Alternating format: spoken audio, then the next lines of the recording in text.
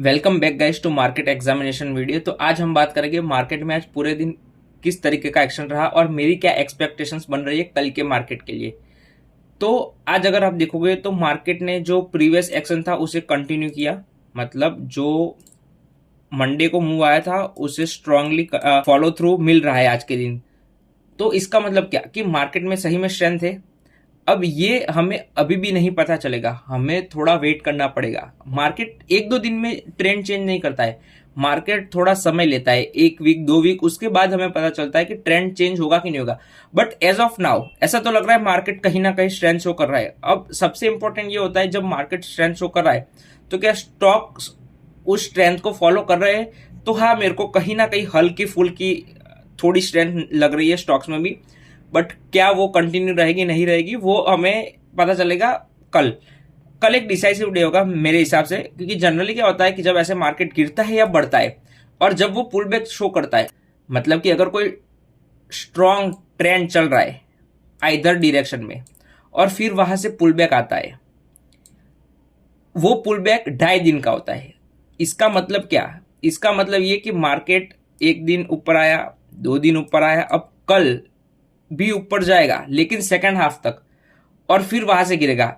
ऐसा ये स्ट्रेटेजी कहती है। 2.5 दिन का फंडा ये चीज हमें समझाती है कि मार्केट जनरली 2.5 डेज का पुल बैक शो करता है कोई भी डायरेक्शन में अगर ट्रेंड चल रहा हो। तो जब पुल बैक आते हैं उसकी बात कर रहा हूं। तो कल एक डिसाइसिव डे होगा। अगर मार्केट इधर से रिवर्स होता है, सबसे इंपॉर्टेंट मेरे लिए ये होगा कि मैं ट्रैक करूंगा क्या 12:30 के बाद मार्केट रिवर्स हो रहा है। अगर मार्केट 12:30 के बाद रिवर्स हो रहा है तो फिर मैं कहूंगा कि अभी एक बार के लिए फिर से डाउन ट्रेंड में हम जाने वाले हैं, वो भी एक कंटिन्यूअस डाउन ट्रेंड में। जो ट्रेंड चल रहा है वो बहुत ही स्ट्रांग ट्रेंड चल रहा है और वो कंटिन्यूअस नीचे की ओर जाने वाला है। अब वो हमें कल पता चलेगा। सेकेंडली, जैसे कि मैंने बोला कि स्टॉक्स साथ दे रहे, जो मार्केट 2 दिन से बढ़ रहा है तो हल्का फुल्का, मतलब उतनी ज्यादा स्ट्रेंथ नहीं शो कर रहे, बट थोड़ी थोड़ी, मैं कहूंगा बहुत ही हल्की सी स्ट्रेंथ शो कर रहे हैं। अगर आप स्मॉल कैप का एक्शन देखोगे आज, तो आज स्मॉल कैप में भी 2 दिनों से अच्छा एक्शन आ रहा है। बहुत ज्यादा अच्छा नहीं आ रहा है, निफ्टी के जैसा पुल बैक शो नहीं कर रहा है, बट थोड़े थोड़े स्टॉक्स जो इस कैटेगरी में फॉल करते हैं वो धीरे धीरे करके ऊपर आने का ट्राई कर रहे हैं। ऑफकोर्स बहुत ही बड़े बड़े रिटर्न्स, बहुत ही बड़े बड़े जंप्स, बहुत ही इंट्राडे में बड़े बड़े जंप्स नहीं ले रही है स्टॉक, बट कहीं ना कहीं स्ट्रेंथ शो कर रहे हैं। अब वीडियो को छोटा रखते हुए हम, क्योंकि बहुत कुछ डिस्कस करने के लिए होता नहीं आजकल के मार्केट में, तो मैं स्टॉक्स डिस्कस कर दूंगा।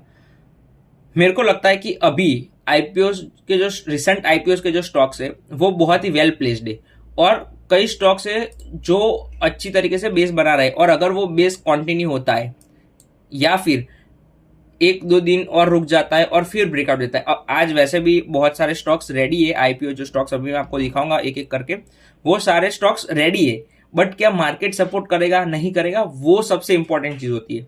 मैं स्टॉक्स तो आपको दिखा रहा हूं, बट मैंने जैसे बोला कंटिन्यू हर बार वीडियो में ये कह रहा हूं कि मैं स्टॉक्स को अभी प्रीफर नहीं करूंगा बाय करने के लिए। मेरे को एक बार के लिए कंफर्मेशन चाहिए। बट अगर किसी को बाय करना है हल्की फुल्की क्वांटिटी में तो वो ट्रैक कर सकता है। तो पहला है ओमनीटेक। तो ये मैं बहुत दिनों से ट्रैक कर रहा हूं। कल इसने वायोलेट कर दिया। कल अगर ये इनसाइड रह जाता और फिर आज ऐसा बेस बना होता तो पर्सनली मैं ऐसे खराब मार्केट में भी इन सब स्टॉक को मैं शॉर्ट दूंगा कि चलो भाई ठीक है, तूने चार्ट बहुत अच्छा बन रहा है तेरा, बट मार्केट खराब है तो मैं तेरे को एक मौका दूंगा कि एक पोजीशन तो ऐड करनी बनती है ऐसे स्टॉक्स में। बट क्योंकि वायलेट कर दिया तो मैं एक बार के लिए रुकना ही चाहता हूं। फिर एक और स्टॉक है KSH।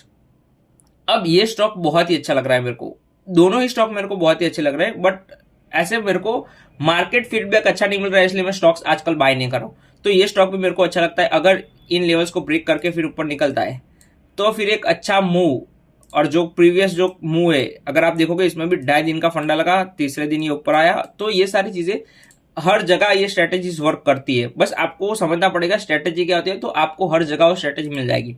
फिर ये अल्दो ये मेरे ट्रेडिंग के हिसाब से मेरे को जो चीजें चाहिए पर्टिकुलर चार्ट में, उतना परफेक्ट चार्ट नहीं है, बट ठीक है एक अच्छा चार्ट बना रहा है। तो ये इसको भी अगर कल कोई देखना चाहता है तो देख सकता है।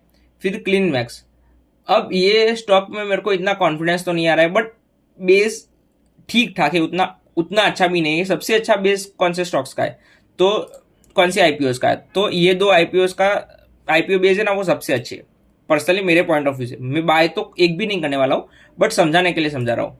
फिर क्लीन मैक्स, जैसे हमारी बात चल रही है कि इसका बेस उतना अच्छा नहीं है, उतना प्रॉमिसिंग नहीं है। अगर कल एक दिन के लिए ये रुक जाता है, एक दिन इनसाइड हो जाता है, फिर ये बहुत ही अच्छा हो जाएगा। फिर मैं कहूंगा कि बहुत ही अच्छा, मतलब 8 आउट ऑफ 10 वाला सेटअप बन जाएगा ये। बट एज ऑफ नाउ अभी ये खराब है, मतलब ठीक ठाक है ऐसा। अब ये इसका चार्ट भी बहुत ही अच्छा लग रहा है मेरे को पर्सनली। इसमें भी मेरे को एक इनसाइड कैंडल चाहिए, बट बनेगी नहीं बनेगी वो मैं टाइम बताएगा। उसी तरीके से कुछ स्टॉक्स भी है। तो अवंती फीड्स, अवंती फीड्स में अगर आप देखोगे तो आज कोई ब्रेकआउट नहीं आया है, बट एक अच्छी तरीके से स्ट्रॉन्ग क्लोजिंग देता हुआ हमें दिखा है।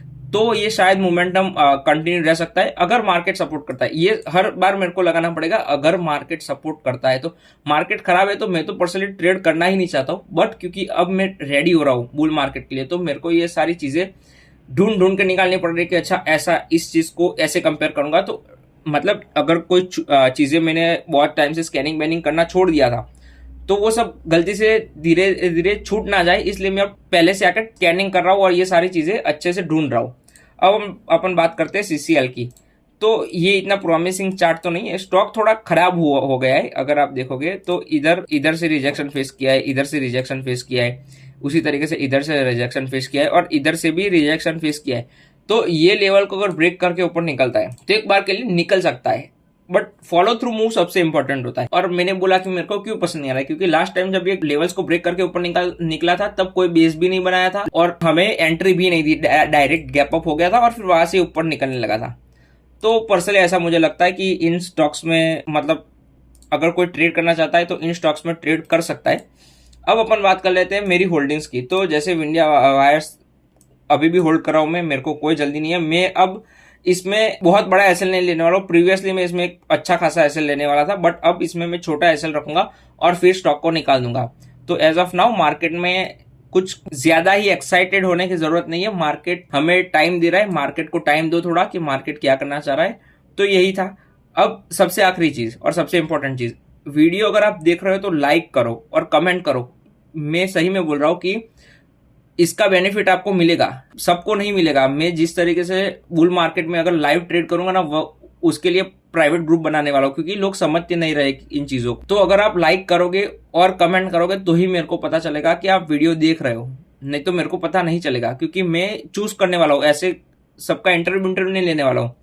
मेरे को जो लग रहा है कि ये बंदा आके हर रोज वीडियो देख रहा है, उसी को मैं वो प्राइवेट ग्रुप में डालने वाला हूँ और फिर उधर से अपन ट्रेडिंग शुरू करेंगे। मतलब न्यू बुल मार्केट की जर्नी वहां से ही शुरू करेंगे। ऑफकोर्स इधर भी स्टॉक्स बताऊंगा, बट रियल टाइम में आके नहीं बताऊंगा। एम लिस्ट डालूंगा, बट रियल टाइम में जो स्टॉक बाय कर रहा हूँ वो नहीं बताऊंगा। तो इसलिए कमेंट करो तो मेरे को भी पता चले और मेरे को थोड़ा मोटिवेशन मिले कि नहीं नहीं, अगर मैं सिखा रहा हूं तो कोई सीखने वाला भी सामने बैठा है। ठीक है, ओके, दैट्स ऑल। अब मैं वीडियोस छोटे छोटे बनाऊंगा, बहुत बड़े नहीं बनाऊंगा। वीकेंड में अच्छा खासा सारा चीजें कवर करने के लिए एक बड़ा वीडियो बना दूंगा हर बार।